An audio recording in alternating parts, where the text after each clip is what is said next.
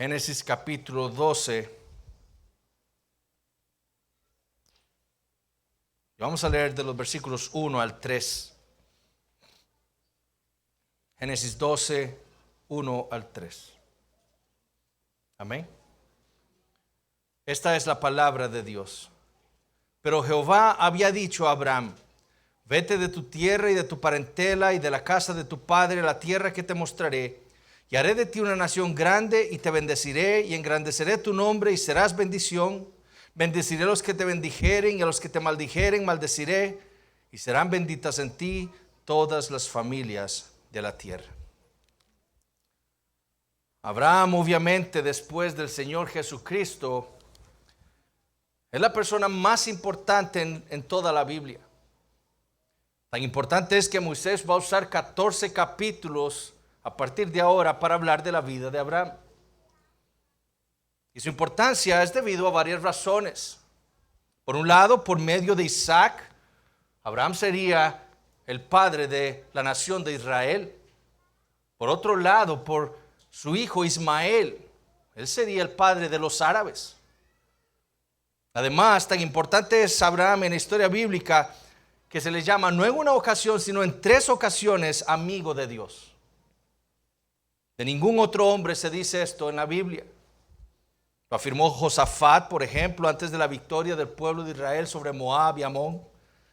Lo dijo también el Señor mismo por medio del profeta Isaías cuando le estaba recordando a Israel que Él era el Dios de su pacto, Él era su Dios. Y la última vez que se dice esto de Abraham fue por medio de Santiago, quien dijo: y se cumplió la escritura que dice, Abraham creyó a Dios y le fue contado por justicia y fue llamado amigo de Dios. Y esa es la principal razón por la cual Abraham tiene la importancia que tiene en las escrituras. Él fue un hombre de fe. Y se convirtió, como le dijo Pablo a los Gálatas, en el padre de los creyentes.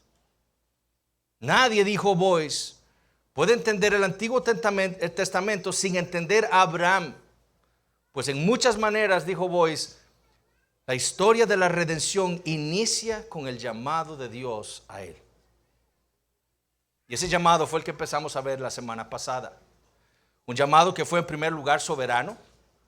Abraham era como su padre Taré, un idólatra, un pagano, un adorador de la luna. En él no había nada para que Dios lo llamara, pero aún así Dios en su soberanía lo llamó. Lo llamó a una edad específica, 75 años de edad. Además, como vimos también la semana pasada, el llamado de Dios a Abraham fue singular o específico. Dios no hizo un llamado general a los habitantes de Ur. No, Dios le había dicho a Abraham. Fue a él a quien Dios llamó, específicamente a él. No fue a Job, no fue a Melquisedec, fue específicamente a Abraham para cumplir en él sus propósitos redentores. Y finalmente vimos también que ese llamado de Dios a Abraham fue exigente. Dios estaba llamando a este pagano a dejarlo todo para servirle a él. Abraham debía dejar la comodidad, la estabilidad económica, su seguridad y sobre todas las cosas, todos los ídolos a los cuales él se había arrodillado con su padre para servirle a Jehová, el Dios único, vivo y verdadero. Pero además de ese llamado, Moisés, inspirado por el Espíritu Santo, nos registra 2 cosas más en este texto. Moisés registra primero, y que veremos el día de hoy, las promesas que Dios le hizo a Abraham una vez que lo llamó. Y la otra semana vamos a ver la respuesta de Abraham al llamado y a las promesas que Dios le dio a él. Pero en este día vamos a concentrarnos en las promesas que Dios le hizo a Abraham después de llamarlo. Versículos 2 y 3 nuevamente. Y haré de ti una nación grande, y te bendeciré, y engrandeceré tu nombre, y serás bendición. Bendeciré a los que te bendijeren, y a los que te maldijeren maldeciré, y serán benditas en ti todas las familias de la tierra. La primera parte del libro de Génesis, como dijimos, pareciera mostrarnos la historia de la humanidad yendo de mal en peor. No solo es una historia marcada por el pecado, la idolatría, terminando en la Torre de Babel con Abraham adorando a Sin en la casa de su padre, sino también es una historia de maldición. 5 maldiciones tenemos en el libro de Génesis, en la primera parte. Caín, la tierra, Canaán, la humanidad, todos malditos por su pecado. Sin embargo, la segunda parte del libro, como dijimos también la semana pasada, tiene un sabor diferente. En lugar de maldiciones, lo que predominará en esta narrativa son las bendiciones de Dios. Y es lo que vemos aquí iniciando justamente esta segunda parte del libro de Génesis. Además de llamar a Abraham para salir de su tierra, de su parentela, de la casa de su padre, para ir a la tierra de Canaán, Dios le hace a Abraham, interesantemente, 7 promesas. 7, porque probablemente Dios nos está queriendo decir aquí que el plan de Dios para Abraham era algo completo, algo perfecto, que es lo que el número 7 representa. La primera promesa que Dios le hace a Abraham después de llamarlo es hacer de él una nación grande. Vete de tu tierra, de tu parentela, de la casa de tu padre, a la tierra que te mostraré, y haré de ti una nación grande. Después de llamar a Abraham a dejarlo todo, la primera promesa que Dios le hace a Abraham es hacerlo a él una nación. No simplemente una nación, sino una nación grande. Y es interesante que Moisés aquí, en el original, no utiliza el término usual para hablar de nación. El término que utiliza aquí es un término que usualmente en el Antiguo Testamento se usa para hablar de las naciones gentiles. Abraham ya era un pueblo. Estaban él, su esposa, Lot. Y después leeremos de todo el séquito de personas que él ganó en la tierra de Harán. Entonces, Abraham ya era un pueblo. Pero Dios no le promete ser simplemente un pueblo. Dios le promete hacerlo una nación grande. Ese término que Moisés usa implica un gobierno y una tierra específica. Por eso que Moisés usa un término específico para decirle a Abraham la promesa de Dios. Dios le prometió a Abraham que él iba a tener un pueblo, que iba a tener un gobierno y una tierra específica. Así como los cananeos eran una nación con su gobierno y su tierra, así mismo lo sería Abraham. Pero debemos notar la prueba que esta promesa era para Abraham. No solo tenía Abraham 75 años, sino que su esposa también no había podido tener hijos en todo lo que llevaban de casados. Ella era estéril. La única razón por la que Abraham podía creer esta promesa estaba en que Dios se lo estaba diciendo. Era la única manera. Él no podía confiar en sí mismo. Yo puedo tener miles de hijos a mis 75 años. Él no podía confiar en sí mismo. Tampoco podía confiar en su esposa, que era estéril. La única manera en la que Abraham podía creer eso era porque Dios lo estaba diciendo. Nada más. La palabra de Dios. Y esto Dios lo cumplió. Tanto así que Josué, cuando se dirige al pueblo de Israel, él les dijo: no faltó palabra de todas las buenas promesas que Jehová había hecho a la casa de Israel. Todo se cumplió. Como dijo el autor a los Hebreos en Hebreos capítulo 11. Por la fe también la misma Sara, siendo estéril, recibió fuerza para concebir y dio a luz aún fuera del tiempo de la edad, porque creyó que era fiel quien lo había prometido. Por lo cual también de uno, y ese ya casi muerto, escuchen, salieron como las estrellas del cielo en multitud y como la arena innumerable que está a la orilla del mar. Dios cumplió su promesa. Abraham no la vería, pero Dios cumplió lo que le había prometido a Abraham en Génesis capítulo 12. La segunda promesa que Dios le hizo a Abraham fue la promesa de bendecirlo a él. De nuevo, Dios le dice: vete de tu tierra, de tu parentela, de la casa de tu padre, la tierra que te mostraré, y te bendeciré. Esa es la segunda promesa. Dios le estaba añadiendo a esa promesa inicial, a ese llamado, bendecirlo a él personalmente. Y así ocurrió. En el capítulo 13, por ejemplo, de Génesis, vamos a leer esto. Y Abraham era riquísimo en ganado, en plata y en oro. Dios bendijo a Abraham materialmente. Lo bendijo también cuando cuidó a su esposa cuando llegaron a Egipto. Lo bendijo cuando fue a salvar a su sobrino Lot, cuando fue capturado por reyes paganos. Pero sobre todas las cosas, Dios bendijo a Abraham prosperando su fe. Tanto así que la fe de Abraham es la que más se menciona en el Salón de la Fe de Hebreos capítulo 11. Es la fe de Abraham la que más se menciona en ese capítulo. Es por eso que Abraham es recordado en el Nuevo Testamento, por su fe. Dios prosperó su fe.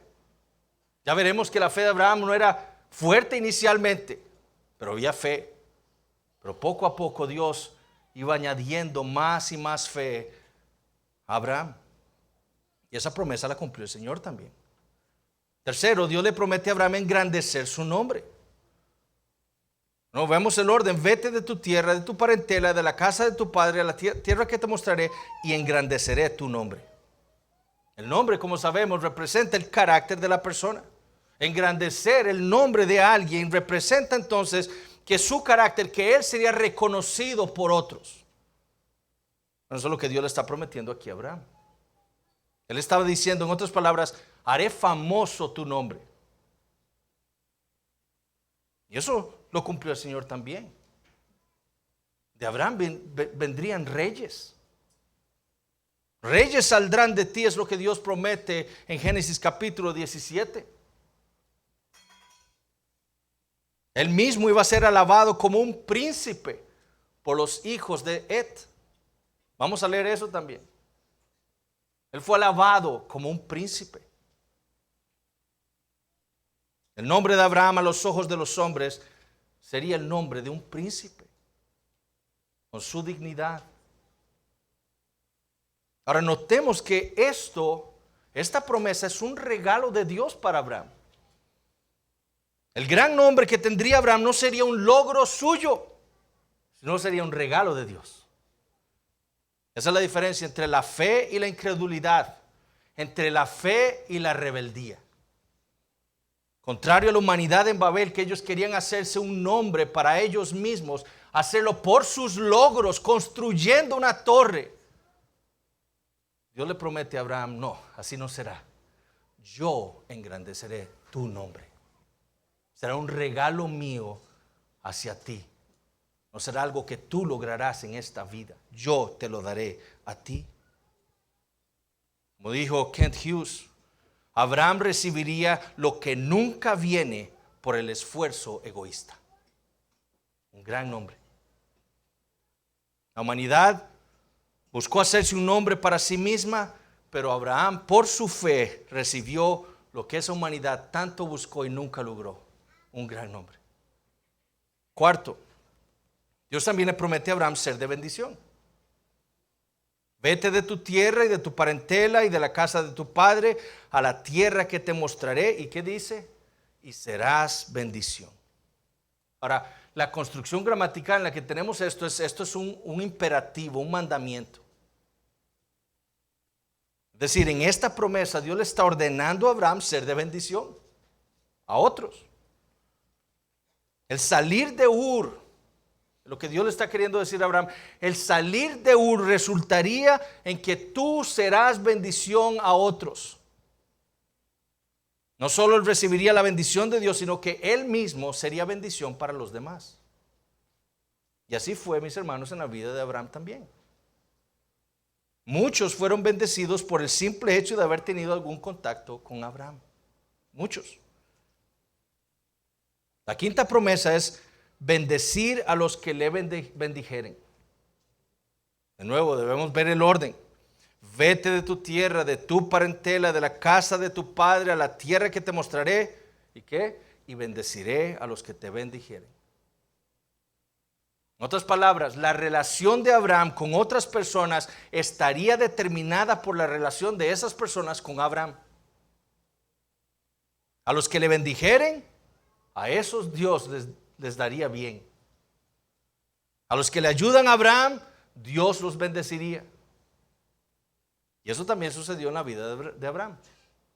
Melquisedec, Abimelec también fueron bendecidos por Dios por honrar a Abraham. Pero eso también sucedió en la vida de su descendencia. Cuando las parteras en Egipto no hicieron caso a la orden de Faraón de matar a los hijos de Abraham, a la descendencia de Abraham. Leemos lo siguiente en Éxodo capítulo 1. Y Dios hizo bien a las parteras. Y por haber las parteras temido a Dios, Él prosperó, Él bendijo sus familias.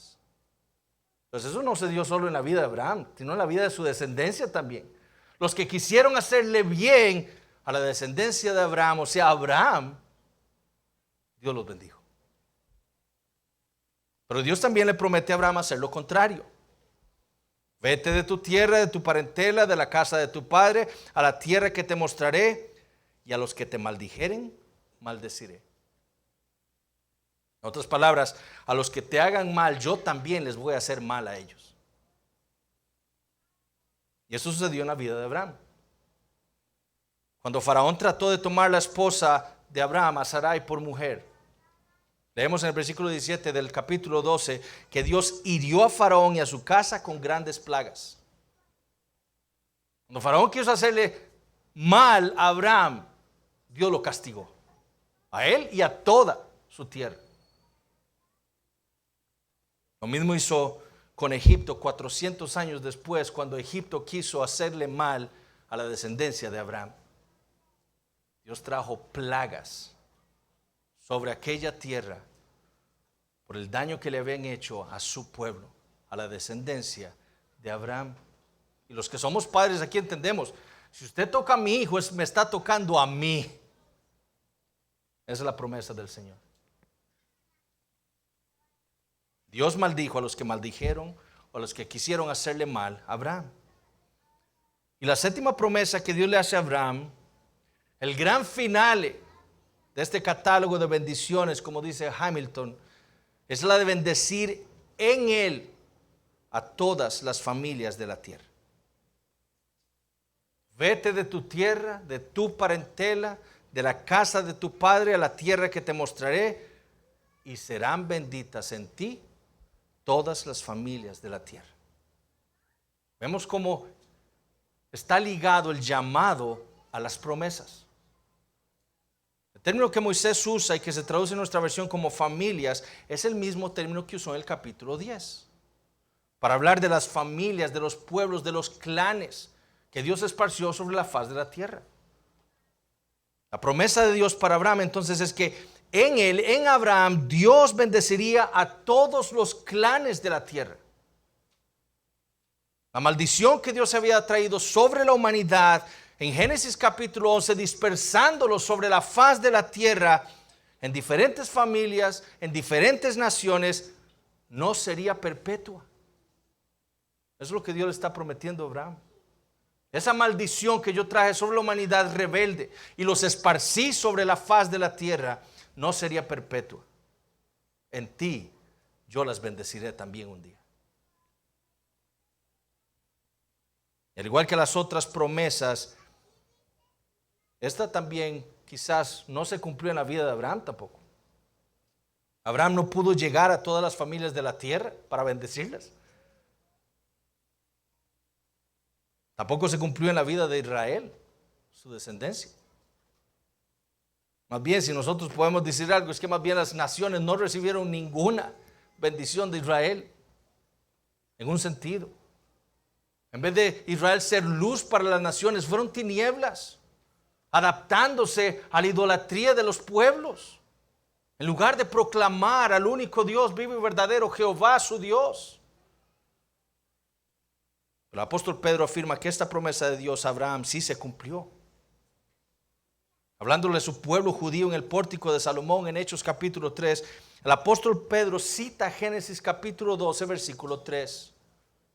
Y dijo, vosotros, le dice a los judíos que están ahí alrededor suyo en el pórtico de Salomón en Jerusalén, le dice, vosotros sois los hijos de los profetas y del pacto que Dios hizo con nuestros padres, diciendo a Abraham, en tu simiente serán benditas todas las familias de la tierra.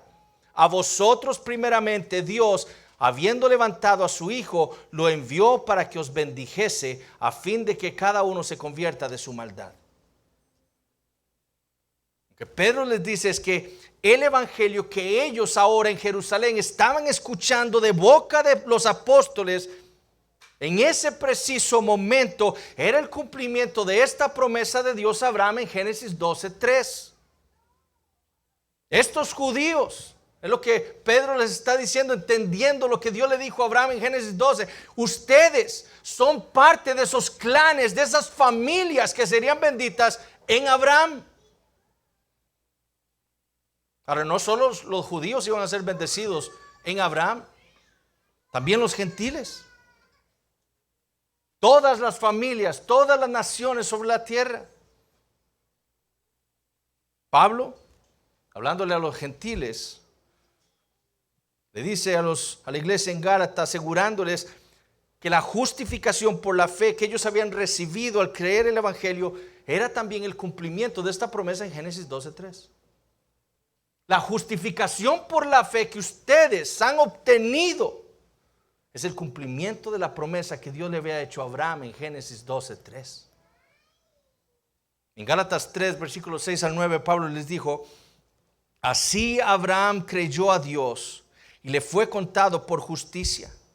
Sabed por tanto que los que son de fe, estos son hijos de Abraham.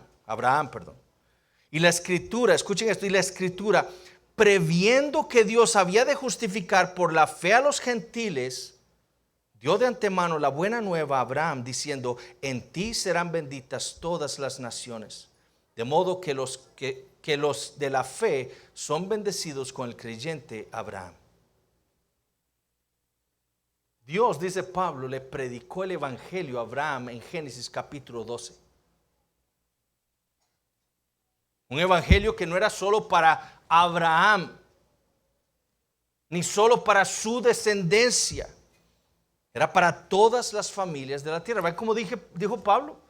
Dios, previendo que él iba a salvar a gentiles, le dijo esta promesa a Abraham en Génesis 12:3. Esto no era para Abraham y para su descendencia nada más. Esto era para los gentiles también. Para nosotros. Un evangelio que hablaba de la simiente de Abraham, como veremos la próxima semana en Génesis 12:7. En quien se cumpliría la bendición que Dios traería sobre todas las naciones de la tierra. Una bendición que está disponible para todos por medio de la fe en el Señor Jesucristo, la simiente de Abraham. Es en Él en quien Dios bendeciría a las naciones. Sería esta simiente, el Señor Jesucristo, en quien Dios bendeciría a judíos y a gentiles por igual. El evangelio entonces no era solo para Israel, sino para todas las familias sobre la tierra. Fue en Cristo en quien Dios revirtió la maldición que Él hizo en Babel sobre la humanidad. En Cristo. A Abraham se le da aquí, dijo Baldwin, el plan divino de la redención. ¿Cuál es el plan divino de la redención? Toda la humanidad está condenada en sus pecados. Pero en ti serán benditas todas las naciones de la tierra. Más adelante le dice: en tu simiente, en Cristo. Aquí está el plan divino de la redención dado a Abraham. ¿Con qué propósito? ¿Con qué fin es que Dios promete todas estas cosas a Abraham después de haberlo llamado? Bueno, como veremos la próxima semana, el propósito de Dios al darle estas promesas después de haber llamado a Abraham a servirle a Él, es motivarlo a la obediencia. Ese es el deseo de Dios, motivar a Abraham a la obediencia. Baldwin dice: la obediencia de un hombre haría posible el inicio del plan cósmico de salvación de Dios, que en Cristo está abierto a riquezas inesperadas para todos los que esperan en Cristo. La obediencia de Abraham Dios hace entonces estas 7 promesas a Abraham después de haberlo llamado con el propósito de llevar a Abraham a obedecer. Dios no es un tirano, mis hermanos. Un déspota como nosotros entendemos es un déspota. Usted me obedece porque yo digo. Él podría hacer eso porque Él es Dios. Pero Él es tan bueno y conoce nuestra condición tan débil, conoce nuestra poca fe, que Él nos da promesas. Haga esto. Y les prometo esto, para motivarnos a la obediencia. Y así hizo con Abraham. Como vimos la semana pasada, este llamado de Dios para Abraham no era algo sencillo, en la carne. Imaginémonos la vida de Abraham, teniendo todo lo que tenía, estando en un país próspero, con su familia, la seguridad de su familia, y dejarlo todo. Esto no era algo sencillo en la carne. Esto es posible únicamente por la gracia de Dios, por la fe. Pero eso es lo que vamos a leer la próxima semana. Dios llama a Abraham, lo llama a dejarlo todo por Él. Le hace sus promesas para motivarlo a obedecer. En el versículo 4 leeremos: y salió Abraham de Harán.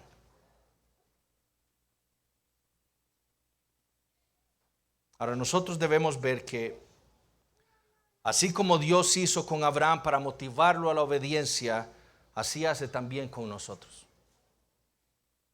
Dios nos llama a la vida espiritual a nosotros soberanamente, singularmente. Él nos salva no por algo en nosotros, como vimos la semana pasada, sino por el puro afecto de su voluntad. Y con ese llamado a la vida espiritual, con esa salvación que Él nos ha dado en Cristo Jesús, Él nos hace exigencias. Él nos exige a todos los que nos ha salvado, nos exige abandonar todos nuestros ídolos, abandonar todo lo que nosotros estamos apegados en esta vida, para que le amemos a Él con todo nuestro ser, con todas nuestras fuerzas, con todo nuestro corazón. Ese es el llamado de Dios a nosotros, a dejar nuestra rebeldía para obedecer su palabra. Pero como hizo con Abraham, a nosotros también nos hace promesas para que le obedezcamos. Un día, pasando por el mar de Galilea, el Señor Jesús ve a Pedro y a su hermano Andrés pescando, haciendo lo que ellos hacían todos los días de su vida. Ellos estaban muy cómodos haciendo eso. El Señor Jesús les ordena lo siguiente: venid en pos de mí. Déjenlo todo. Esa profesión que ustedes tienen, abandónenla. A su familia, déjenla. Su seguridad, déjenla ahí. Síganme. Pero Dios, el Señor, les da una promesa a Pedro y a Andrés: y os haré pescadores de hombres. Dejen eso vano y les daré una profesión de honor en mi reino. Los haré pescadores de hombres. ¿Y qué pasó? Pedro y Andrés lo dejaron todo y se fueron en pos del Señor Jesucristo. Cuando les habla a sus apóstoles acerca de la gran comisión que el Señor tenía para ellos, el Señor les dice: he aquí, yo os envío como ovejas en medio de lobos. Vean lo que el Señor les dice: vayan a las naciones, pero sepan, son lobos a donde los estoy enviando. Imagínense lo que es eso para los discípulos. ¿Cómo soy? ¿Me vas a enviar con un lobo? Con lobos rapaces que me quieren destruir. Luego el Señor les asegura que ellos iban a ser llevados delante de concilios, gobernadores y reyes por causa de él. No solo los estoy enviando lobos, los van a apresar y los van a llevar delante de los gobernadores para acusarlos y matarlos. Pero les promete lo siguiente: mas cuando se entreguen, no os preocupéis por cómo o qué hablaréis, porque en aquella hora os será dado lo que habéis de hablar.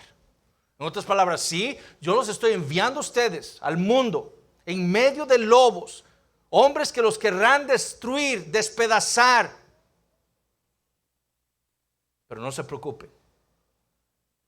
Cuando les hagan todas las preguntas que hayan que hacerles, no se preocupen, porque el Espíritu Santo hablará en ustedes.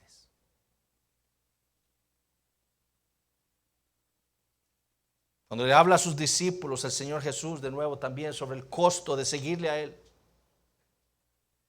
Ellos, viendo lo que hizo el joven rico, que rechazó seguir a Cristo por amor a las cosas de este mundo, le dicen a Jesús: he aquí, nosotros hemos dejado nuestras posesiones y te hemos seguido. Ellos ven a este joven rico que era irreprensible delante de sus ojos, rechazando a Cristo. Un hombre que para cualquier judío de fijo iba a estar en el cielo. Es más, sus riquezas debía ser la bendición de Dios sobre él, por lo bueno que era. Y ellos ven a este hombre rechazando a Cristo por el mundo, por las cosas de esta vida. Y ellos le preguntan al Señor: si él no es salvo, ¿quién va a ser salvo? Y le dicen: Señor, nosotros le hemos dejado todo por seguirte a ti.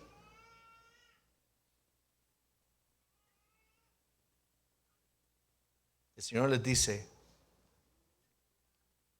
de cierto os digo que no hay nadie que haya dejado casa o padres o hermanos o mujer o hijos por el reino de Dios, que no haya de recibir mucho más en este tiempo y en el siglo venidero la vida eterna. Él lo dejó todo por cosas que van a perecer. Ustedes lo dejaron todo por la vida eterna, por riquezas que nunca se van a corromper. Cuando el apóstol Pablo quiere animar a los creyentes en Corinto a estar firmes y constantes en la fe, esa iglesia que estaba tan perturbada por pleitos en medio de ellos, Pablo los quiere animar a ellos a la obediencia, a estar firmes, constantes en la fe, sirviendo al Señor constantemente.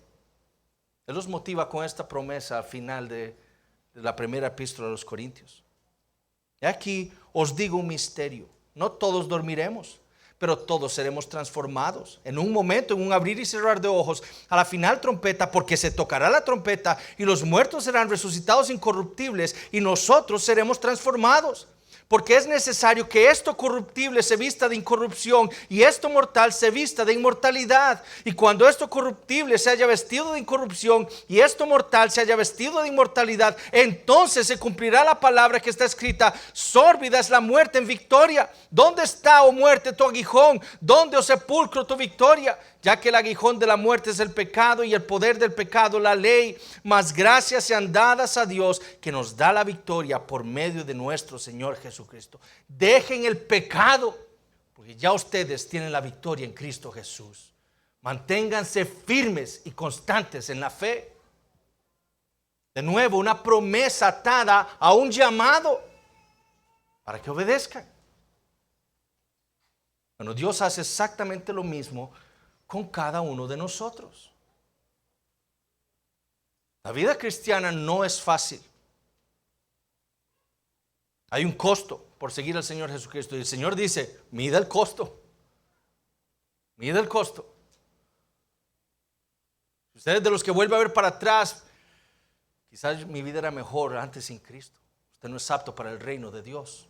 Hay un costo en la vida cristiana.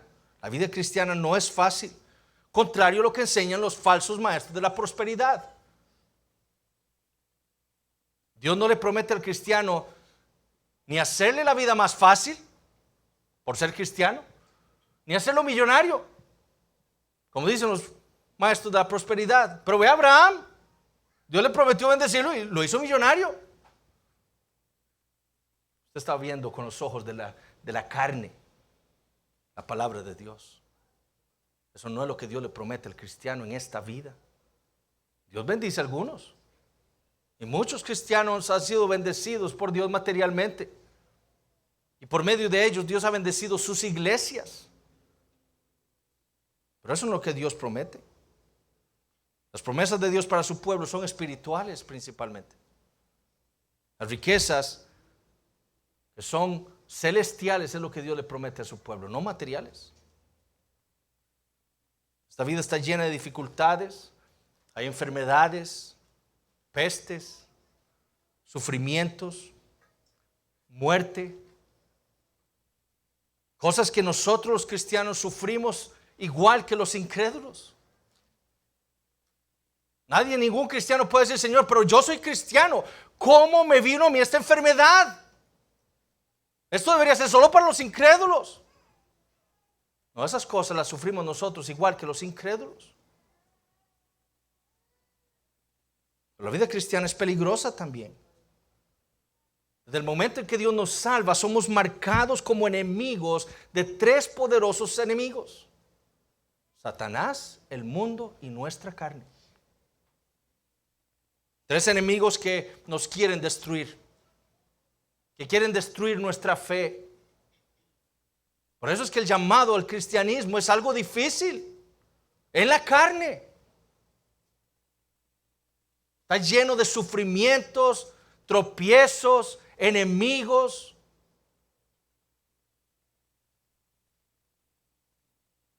Y esos enemigos, de no ser por la gracia divina, lograrían nuestra destrucción. Pero es Dios quien nos sostiene.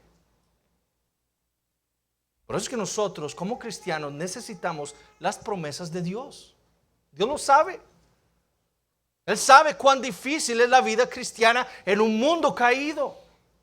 Él sabe cuán difícil es la vida cristiana viviendo en nuestra carne, con nuestras debilidades, con nuestra falta de fe.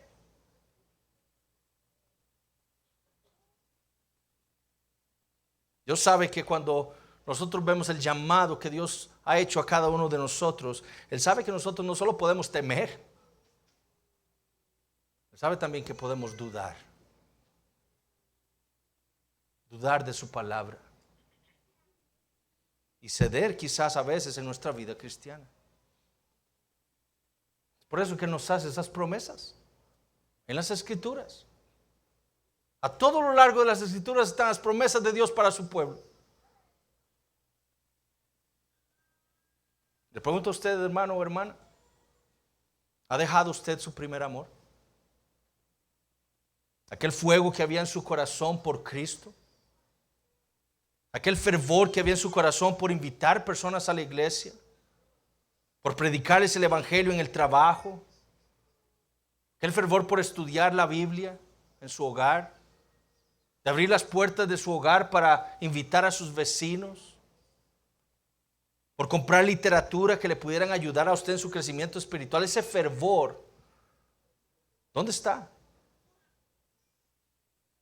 Aquel ímpetu que había en usted por servir en la iglesia, por venir temprano y servir a los hermanos, sentarse con alguien para hablar, para orar con él.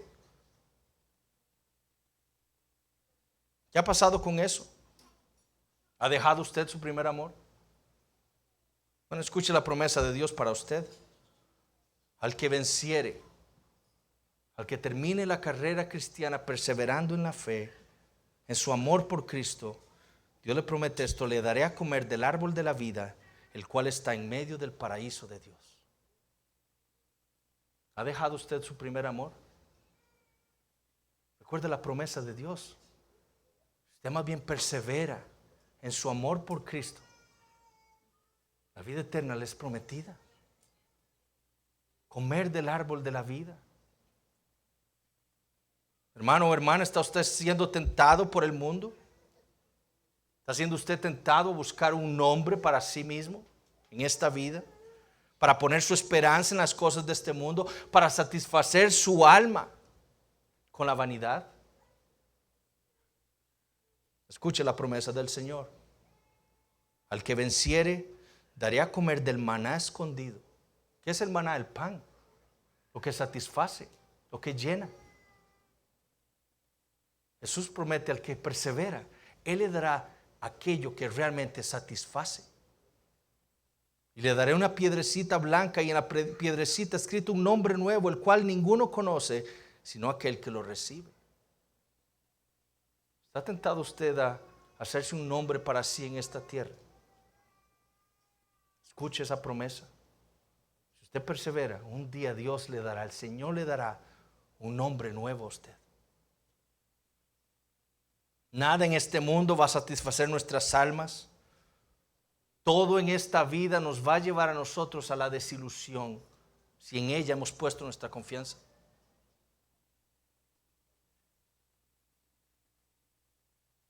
Hermano, usted que es padre de familia,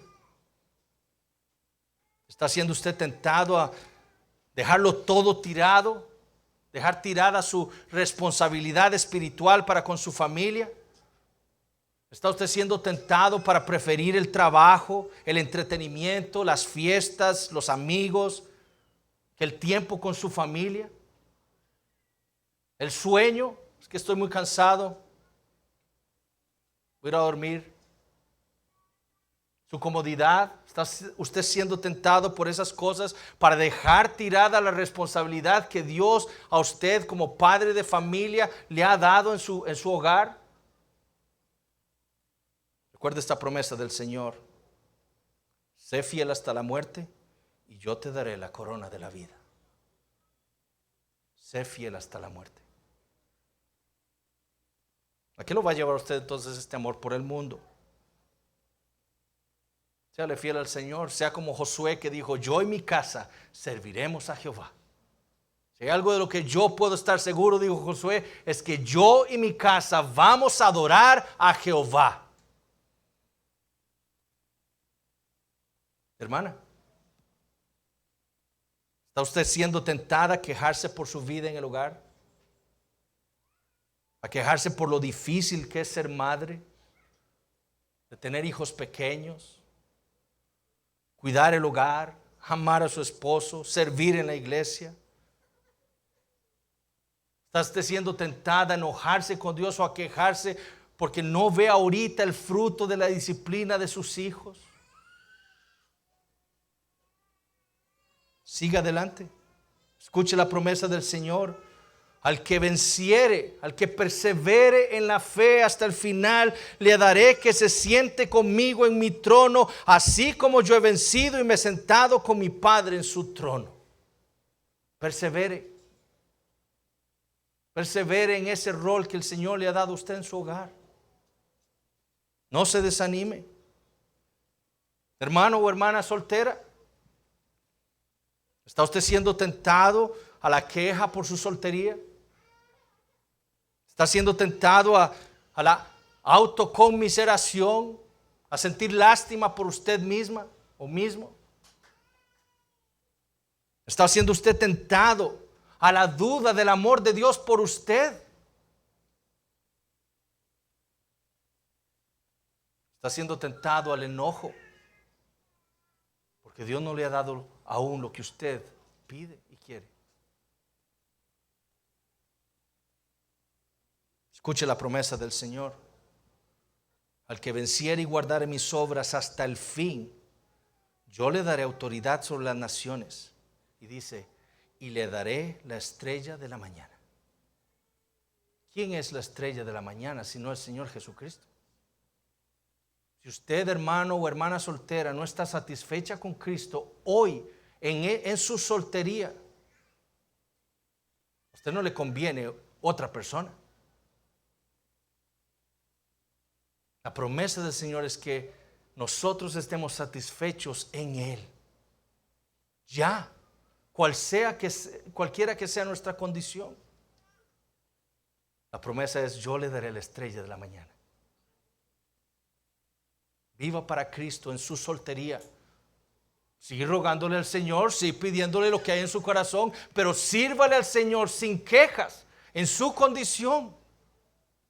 Y un día la promesa es, Él le dará la estrella de la mañana. Hermanos, nos estamos avergonzando de que el mundo sepa de que somos cristianos, de que el mundo sepa de que amamos a Cristo. Escucha la promesa del Señor: el que venciere será vestido de vestiduras blancas, y no borraré su nombre del libro de la vida, y confesaré su nombre delante de mi Padre y delante de sus ángeles. Si Cristo va a confesar mi nombre delante del Padre, yo confesaré su nombre en esta tierra a todos.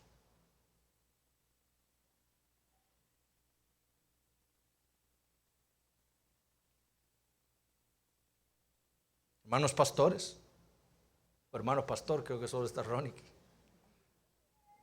Estamos siendo tentados nosotros a quejarnos por lo que implica la labor pastoral, a quejarnos por no ver lo que nosotros pensamos o nos gustaría ver en la iglesia, a desalentarnos por el retroceso espiritual de algunos hermanos. Estamos siendo tentados a no esforzarnos en el ministerio. No debemos escuchar esta promesa del Señor: al que venciere, al que persevere en la fe, obedeciendo al Señor, yo le haré columna en el templo de mi Dios, y nunca saldrá de allí, y escribiré sobre él el nombre de mi Dios y el nombre de la ciudad de mi Dios, la nueva Jerusalén, la cual desciende del cielo de mi Dios, y mi nombre nuevo. Iglesia, ¿estamos siendo nosotros tentados al conformismo? ¿Estamos siendo tentados a sentirnos satisfechos con lo que hemos hecho como iglesia local? ¿Estamos siendo tentados a no esforzarnos por el Señor? Pero es que el libro de Apocalipsis está ahí para nosotros, para alentarnos. Vemos a la iglesia en medio de un mundo malo, sufriendo, perseguida, pero constantemente el Señor nos recuerda a los 144,000 en la gloria, cantándole a Dios, alabándole por la salvación que ha traído a nuestras vidas. Al final del libro vemos a la iglesia descendiendo del cielo de Dios para reunirse con Cristo, y Dios confesando que Él sería nuestro Dios y nosotros seríamos su pueblo. Esa es la promesa. No nos conformemos, sigamos adelante. Cristo nos ha comisionado, ordenado una gran comisión, que es salir y predicar el evangelio a los incrédulos, al mundo, a las naciones. Y hay una promesa más. Ustedes sabían que la segunda venida de Cristo, a Dios le plació unirla con la predicación a las naciones. Este evangelio del reino será predicado en todas las naciones, y después vendrá Cristo. Queremos que Cristo venga. Obedezcamos la gran comisión. Sigamos plantando iglesias, no solo en este país, quizás en Nicaragua.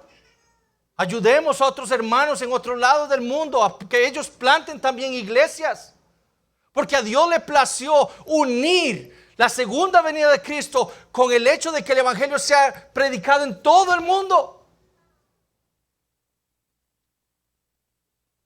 Comprometámonos con la gran comisión entonces. Sigamos en esto, y esa promesa se cumplirá. El Señor Jesucristo vendrá y nos llevará a la gloria. Hermanos, el problema nuestro es nuestra incredulidad. Ese es nuestro problema, nuestra falta de fe. Dios nos dice que es lo que debemos hacer, pero nuestra incredulidad es tal que no vemos las promesas de Dios, no vemos el bien que es para nosotros obedecer a Cristo.